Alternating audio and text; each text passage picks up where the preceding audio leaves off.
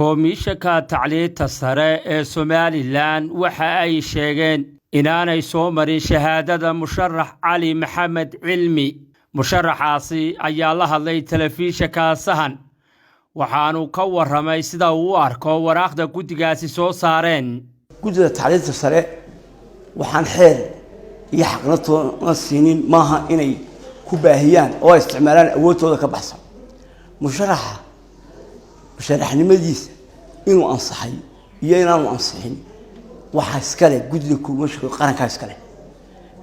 shaqadii hayn oo loo igmaday waxaan hayn inay dhaafaan maaha. waxaana cadaynteeda lagaga filan oo halkan ka sheegay xisbiga UCID. waxaanu leenahay guddiga tacliinta sare waxa weeye oo reeri anaga waraaqayga way xaroodeen hadday wax ka dhinay iyo haddaan ka dhicin guddiga qaranka komishanka qaranka horta Allah waxa la yahay wuxuu yaala in adiga beddelkeeda leeyahay guddiga tacliinta sare ma jirto sabab warqadan u qoraan ma garanayno sharcigu meel ka soo galeen garan mayno boqol warqadood hore loo soo qareyna waxa ansixinta u dambaysa iska leh baa lagu yiri guddiga komishanka qaranka ayaa iska leh. waxaan isleeyahay waxa ka dambaysa nin afartanaad oo gobolka saaxil golayaasha deegaanka ka sharaxan oo dhinac curdaya wasiira ninkaana wuu iskareen oo xaafadayada waxaan leenahay waxa weeyaan waxaan leenahay ku ekow shaqada qaranka u hayso ayaan leenahay maratonka waxa jira nin orda oo ilaa iyo halka soo bilaabay ilaa iyo halka ku dhamaaday hadii beddelkeeda orda laakiin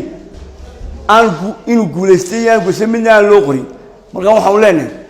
hawshaasna guddiga komishanka qaranka maanta hortaala wala guddiga tacliinta sare wala nin kale midna uma taalo iyagaana ku kalsoonay cidii xaq iyo xeerku aanu siinin inay gudbaan iyaga iska leh. guddiga tacliinta sare waad ogeyd waxaa marayay dhammaan shahaadooyinka musharaxiinta tartamaya marka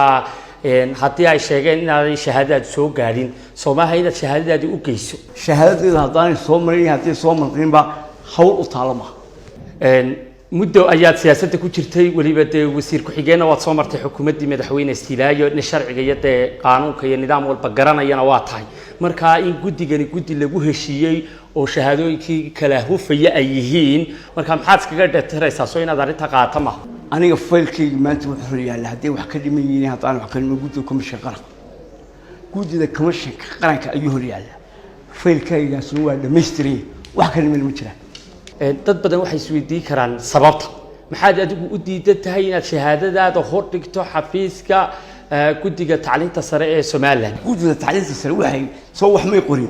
soo komishanka qaranka waxa lama hor yaalin komishanka qaranka ayaa iska leh ansixinta musharaxiinta iyo shahaadooyinka iyo fatashaadooda wax maanta iyaga u yaalmay waa saambusa laga eedaamay waa salaad jimci la tukaday weeye waa ilda tukaday oo kale ka dhigatay. musharaxa oo hadalkiisa sii wata waxa uu fariin u diray guddiga doorashooyinka Somaliland. komishanka qaranka Somaliland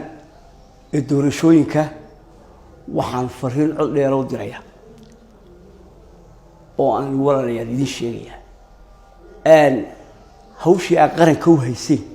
iyo kalsoonida la idinku qabo waxa aanu eegaynaa talaabada sharciga baalmarsan ee guddiga tacliinta qaar lamida ka soo bixi doonta maanta saa wax uga qabataan taas waxay siinaysaa musharaxiinta ama deegaan oo sharaxnaa ama wakiil oo sharaxnaade talaabooyinka qaladaad ka dhacay talaabada ka qaadaan. Badri Koosar Maxamuud telefishinka Sahan.